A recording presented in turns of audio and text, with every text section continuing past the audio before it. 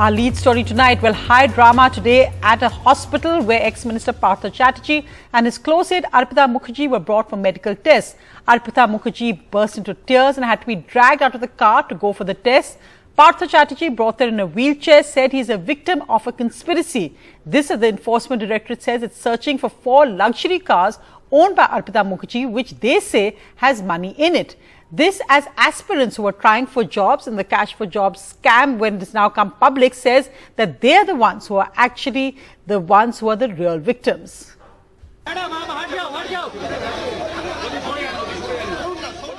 The first pictures of Arpita Mukherjee since Wednesday.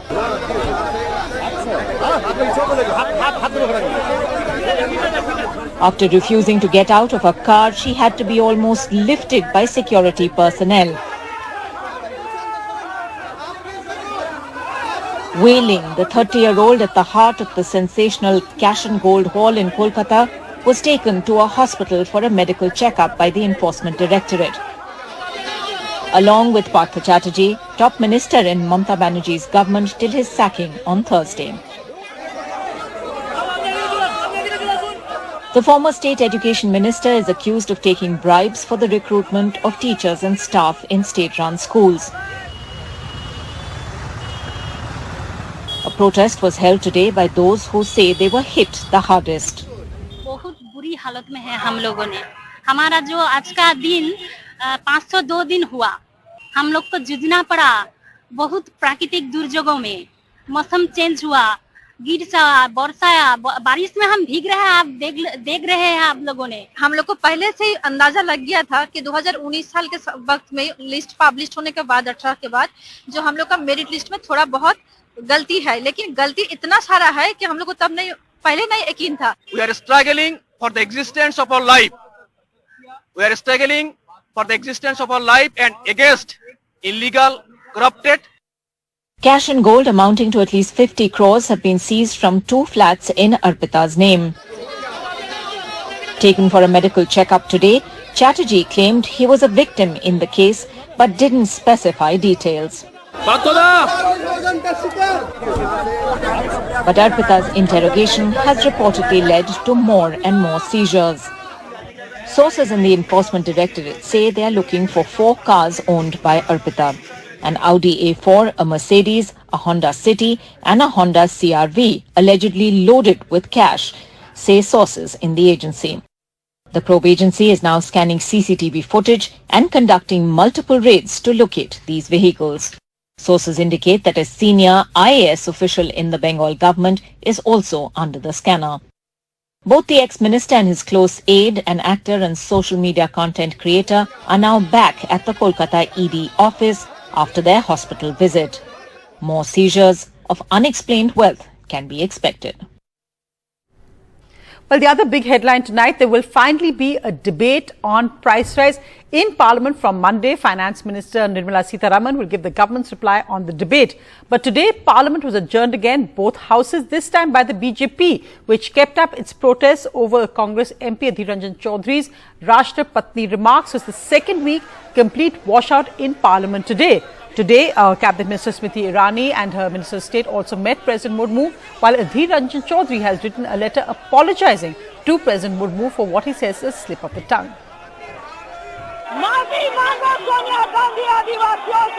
The direct clash between Smriti Irani and top Congress leaders went up a notch today after Thursday's furious speech, and then a face-to-face clash with Congress chief Sonia Gandhi over Congress MP Adhiranjan Chaudhary's Rashtra Patni comment on the President. Smriti Irani was absent from Parliament but coincidentally met the President today as a courtesy call. However, Parliament was adjourned within a minute. BJP MPs demanded an apology from Sonia Gandhi for what they say is disrespect to the President. The Congress protested what they say is Irani and some of her colleagues heckling of Sonia Gandhi. अधिरंजन माफी मांग unconditional माफी तो नहीं मांगा है. इससे पहले भी जब मुर्मू जी का कैंडिडेचर अनाउंस हुआ था तब भी कांग्रेस पार्टी की तरफ से बहुत बुरा बयान आया था. ये सब लेते हुए कांग्रेस और विशेषतः अधिरंजन का देखते हुए सोनिया गांधी जी माफी मांगना चाहिए. They want to divert the entire issue of this price rise and unemployment. That is why they are doing all these dramas. But it is quite unfortunate. Then they are asking them apology from Sonia Gandhi. Adhir Ranjan Chaudhary already told it is a slip of tongue. What else you need? And you are cornering Sonia Gandhi. You are trying to attack Sonia Gandhi. While the stalemate in Parliament continued, it was 1-0 to Irani in the High Court, which asked Congress leaders Jairam Ramesh and Pawan Khera to delete their tweets on a bar license controversy at a restaurant allegedly run by her daughter in Goa. Ramesh and Khera have not deleted their tweets as of now, as they are yet to formally receive the notices from the High Court. But Ramesh tweeted, "The Delhi High Court has issued notice asking us to formally reply to the case filed by Smriti Irani. We look forward to presenting the facts before the court. We will challenge and disprove the spin being put out by Ms. Irani." As 23 suspended Rajya Sabha members from the opposition benches ended their 50-hour relay protest at Parliament, the question is whether the 776 or so representatives of over 1.3 billion people will start working in an earnest manner from Monday. Today was the 10th day of little or no work. In New Delhi with Arvind Gunasekar, this is Parmeshwar Bava for NDTV. And staying with some political news, the Telangana Chief Minister K. Chandrasekhar Rao was in Delhi trying to forge a non-Congress opposition alliance. Today he met with Samajwadi Party leader Akhilesh Yadav in New Delhi. So it's interesting that KCR's fresh outreach coming at a time that Mamata Banerjee being battered politically at home. So KCR there meeting Uttar Pradesh opposition leader Akhilesh Yadav.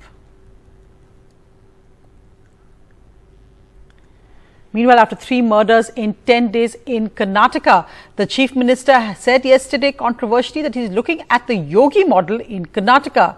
When asked what that means, he said that we're going to tackle communal elements. The Congress has criticized this.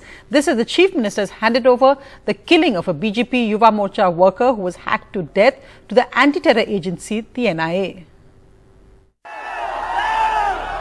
After 3 murders in 10 days in Karnataka's most radicalized Dakshin Kannada district, the latest killing on Thursday night, Chief Minister Basavaraj Bommai has said the state could adopt the Yogi model to deal with rising violence due to radical elements. ನೋಡಿ ನಿನ್ನೆ ಆಗಲೇ ಇದನ್ನು ಉತ್ತರವನ್ನು ಕೊಟ್ಟಿದ್ದೇನೆ. ಯುಪಿಯಲ್ಲಿ ಇರುವಂತ ಒಂದು ಪರಿಸ್ಥಿತಿ ಅಲ್ಲಿ ಯೋಗಿ ಸರಿಯಾದಂತ ಮುಖ್ಯಮಂತ್ರಿಗಳು ಕರ್ನಾಟಕವನ್ನ ನಿಯಂತ್ರಣ ಮಾಡೋದಕ್ಕೆ ಹಲವಾರು ವಿಧಾನಗಳೇನಿದ್ದಾವೆ ಅವುಗಳೆಲ್ಲವನ್ನು ಕೂಡ ಪ್ರಯೋಗ ಮಾಡ್ತಾ ಇದ್ದೇವೆ. ಪ್ರಸಂಗ ಬಂದರೆ ಯೋಗಿ ಮಾಡೆಲ್ ಸರ್ಕಾರವು ಕೂಡ ಕರ್ನಾಟಕದಲ್ಲಿ ಬರ್ತದೆ.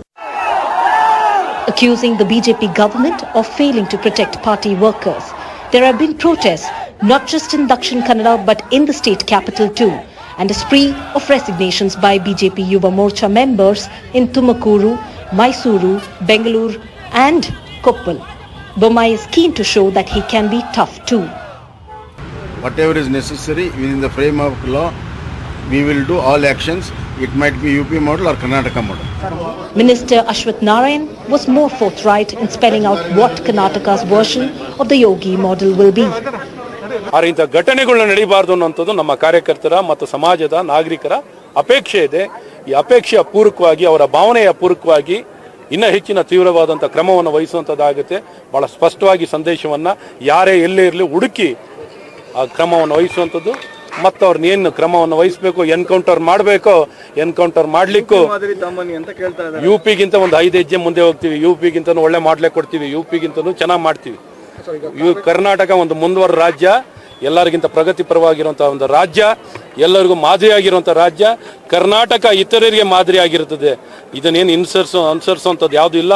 The government, if it is saying that the UP model of governance is going to come to Karnataka, that means the government is agreeing to the fact that there is complete chaos, law and order has collapsed, and the UP Bihar model of lawlessness and anarchy is what is prevalent in Karnataka.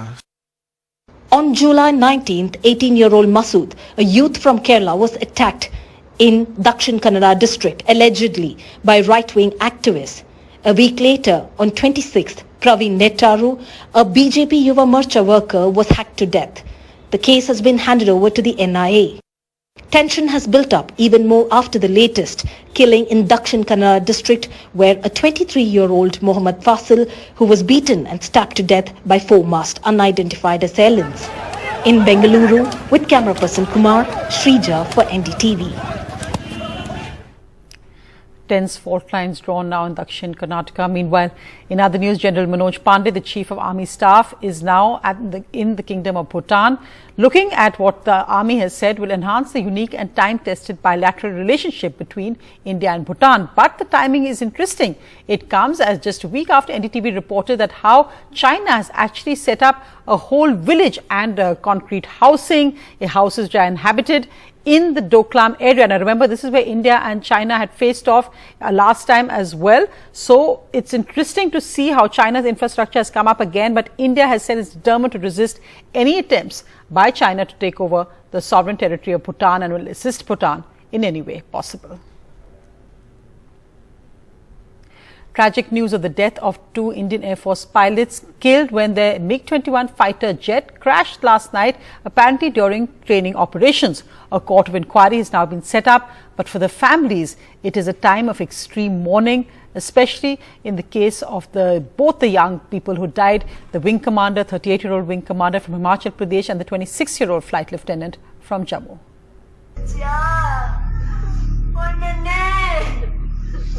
Morning in Jammu's Ranjit Singhpura, a day after a twin-seater MiG-21 trainer aircraft crashed in Bardmer, Rajasthan during training.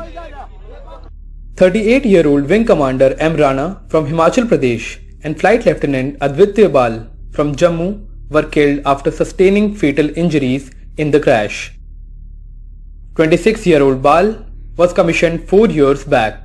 His grieving father says his son made the entire country proud. आज हमको अपने बेटे पे बहुत ज़्यादा फक्र है। इस गांव को, इस तहसील को, इस जम्मू को हमारे बेटे ने उनका नाम रोशन किया है और मैं कुछ ज़्यादा मेरे पास आज अल्फाज नहीं है बोलने के लिए। Defense Minister Rajnath Singh tweeted, "The deaths were due to an accident." The Indian Air Force has ordered a court of inquiry to ascertain the cause. Akshay Dongre for NDTV. A tragic death there of 2 young pilots.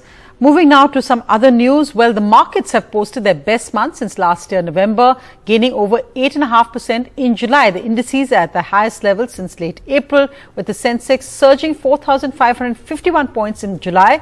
The Nifty surged 1,378 points.